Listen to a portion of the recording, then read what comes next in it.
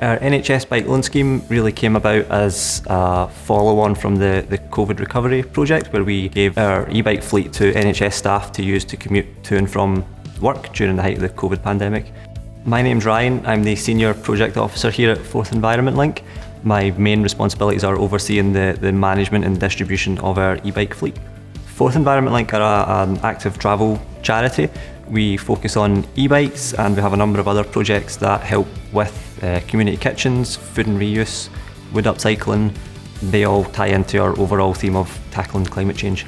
I think the biggest difference the scheme's made is just opening people's eyes to the benefits that e-bikes can bring.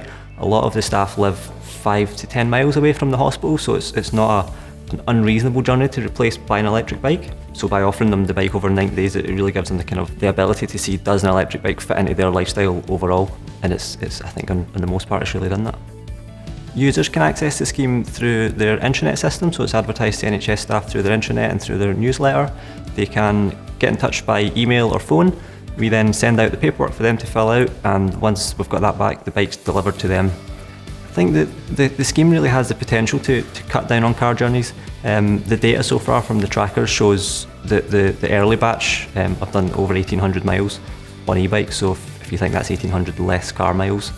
The biggest challenge we have faced is getting e-bikes. The sale of bikes in general absolutely rocketed through the pandemic, which is great, but for us trying to buy a fleet of 20 electric bikes all in one go wasn't so great.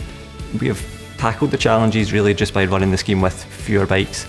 The outstanding bikes, they are on order, so hopefully when they arrive we can grow the scheme. The Como UK microgrant funding was used to purchase 20 trackers to put in the e-bikes. Those trackers let us see where the bikes are and also to track the mileage that those bikes do.